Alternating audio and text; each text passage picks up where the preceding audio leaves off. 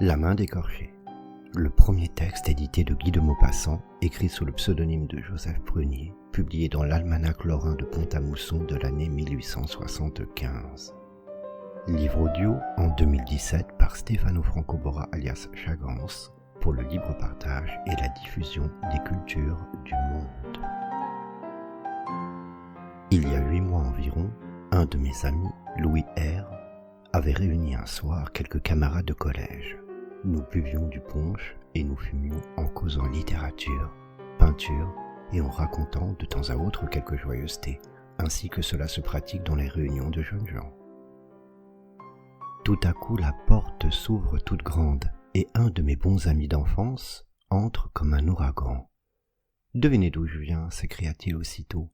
« Je parie pour ma bille » répond l'un. « Non, tu es trop gai. Tu viens d'emprunter de l'argent, d'enterrer ton oncle ou de mettre ta montre chez ma tante. Reprends un autre. »« Tu viens de te griser » riposte un troisième. « Et comme tu as senti le punch chez Louis, tu es monté pour recommencer ?»« Vous n'y êtes point.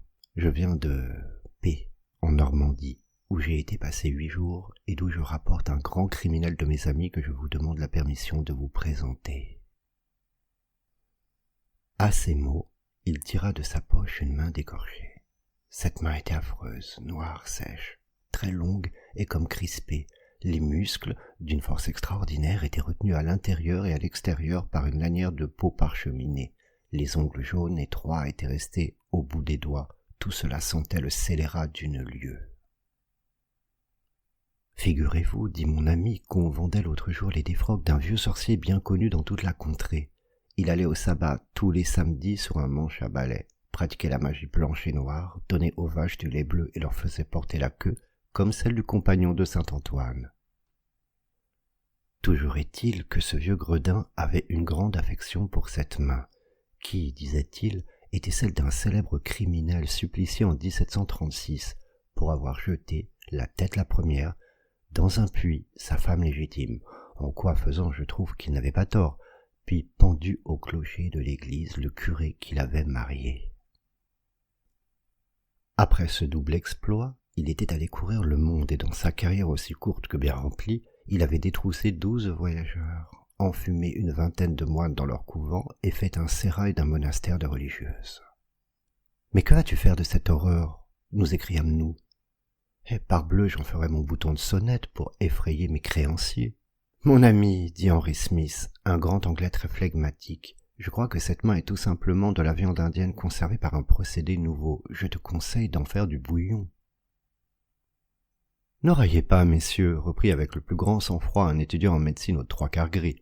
Et toi, Pierre, si j'ai un conseil à te donner, fais enterrer chrétiennement ce débris humain, de crainte que son propriétaire ne vienne te le redemander.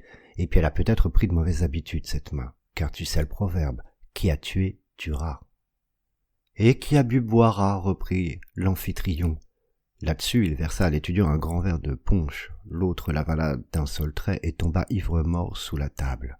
Cette sortie fut accueillie par des rires formidables, et Pierre, élevant son verre et saluant la main, « Je bois, dit-il, à la prochaine visite de ton maître. » Puis on parla d'autre chose, et chacun rentra chez soi.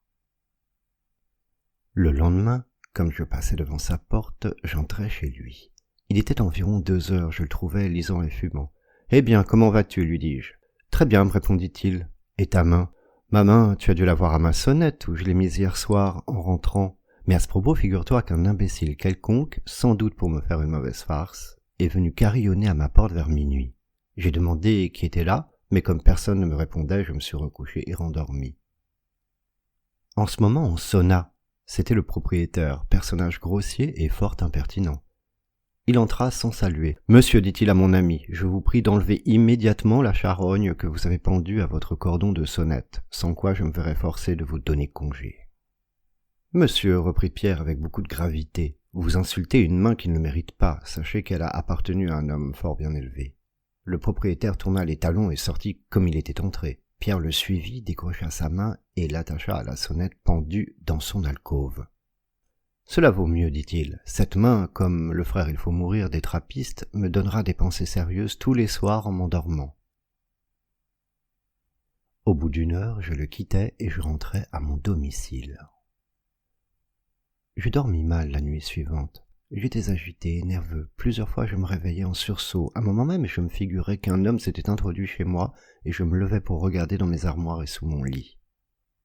Enfin, vers 6 heures du matin, comme je commençais à m'assoupir, un coup violent frappé à ma porte me fit sauter du lit. C'était le domestique de mon ami, à peine vêtu, pâle et tremblant. « Ah, monsieur !» s'écria-t-il en sanglotant, « mon pauvre maître qu'on a assassiné !» Je m'habillai à la hâte et je courus chez Pierre. La maison était pleine de monde. On discutait, on s'agitait, c'était un mouvement incessant. Chacun pérorait, racontait et commentait l'événement de toutes les façons. Je parvins à grand-peine jusqu'à la chambre. La porte était gardée, je me nommais, on me laissa entrer. 4 agents de la police étaient debout au milieu, un carnet à la main. Ils examinaient, se parlaient bas de temps en temps et écrivaient. 2 docteurs causaient près du lit sur lequel Pierre était étendu sans connaissance. Il n'était pas mort, mais il avait un aspect effrayant. Ses yeux démesurément ouverts, ses prunelles dilatées semblaient regarder fixement avec une indicible épouvante une chose horrible et inconnue. Ses doigts étaient crispés, son corps, à partir du menton, était recouvert d'un drap que je soulevais. Il portait au cou les marques de 5 doigts qui s'étaient profondément enfoncés dans la chair. Quelques gouttes de sang maculaient sa chemise. En ce moment, une chose me frappa. Je regardai par hasard la sonnette de son alcôve. La main d'écorché n'y était plus. Les médecins l'avaient sans doute enlevée pour ne point impressionner les personnes qui entreraient dans la chambre du blessé, car cette main était vraiment affreuse. Je ne m'informais point de ce qu'elle était devenue. Je coupe maintenant dans un journal de lendemain le récit du crime avec tous les détails que la police a pu se procurer. Voici ce qu'on y lisait. Un attentat horrible a été commis hier soir sur la personne d'un jeune homme, M. Pierre, étudiant en droit qui appartient à une des meilleures familles de Normandie. Ce jeune homme était rentré chez lui vers 10 heures du soir. Il renvoya son domestique, le sieur Bouvin, en lui disant qu'il était fatigué et qu'il allait se mettre au lit. Vers minuit, cet homme fut réveillé tout à coup par la sonnette de son maître qu'on agitait avec fureur. Il eut peur, alluma une lumière et attendit. La sonnette se tut environ 1 minute, puis reprit avec une telle force que le domestique, éperdu de terreur, se précipita hors de sa chambre et alla réveiller le concierge. Ce dernier courut avertir la police et au bout d'1 quart d'heure environ, 2 agents enfonçaient la porte. Un spectacle horrible s'offrit à leurs yeux.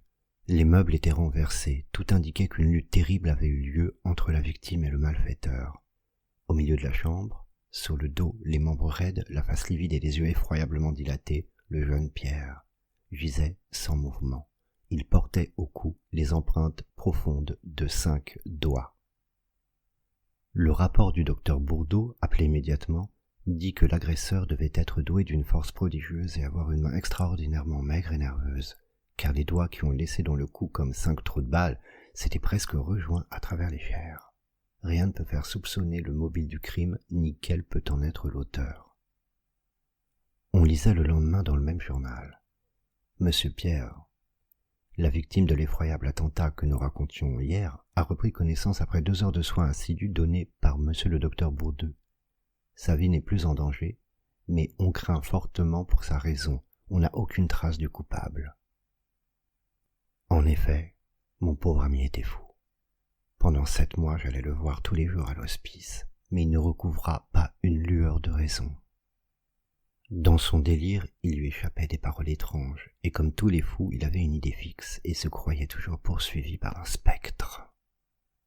Un jour, on vint me chercher en toute hâte en me disant qu'il allait plus mal. Je le trouvais à l'agonie. Pendant 2 heures, il resta fort calme. Puis tout à coup, se dressant sur son lit malgré nos efforts, il s'écria en agitant les bras, comme en proie à une épouvantable terreur. « Prends-la, il m'étrangle, au secours, au secours !» Il fit 2 fois le tour de la chambre en hurlant, puis il tomba, mort, la face contre terre. Comme il était orphelin, je fus chargé de conduire son corps au petit village de P, en Normandie, où ses parents étaient enterrés. C'est de ce même village qu'il venait, le soir où il nous avait trouvés buvant du punch chez Louis R et où il nous avait présenté sa main d'écorché. Son corps fut enfermé dans un cercueil de plomb et 4 jours après, je me promenais tristement avec le vieux curé qui lui avait donné ses premières leçons dans le petit cimetière où l'on creusait sa tombe. Il faisait un temps magnifique. Le ciel tout bleu ruisselait de lumière.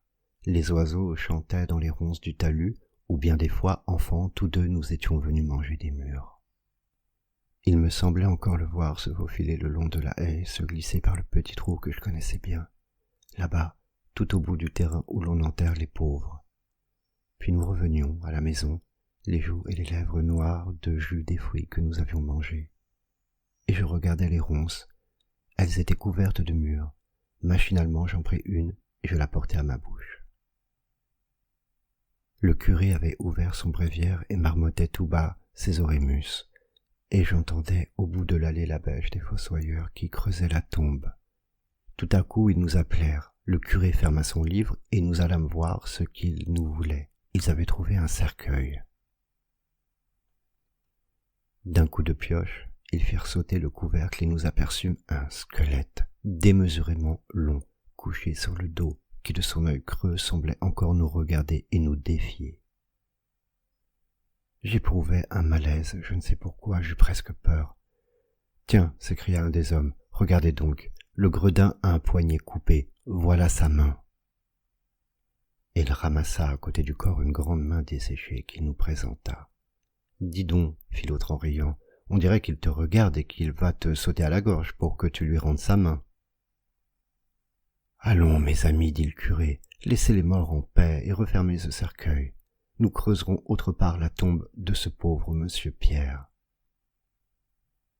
Le lendemain, tout était fini, et je reprenais la route de Paris, après avoir laissé 50 francs au vieux curé pour dire des messes pour le repos de l'âme de celui dont nous avions ainsi troublé la sépulture.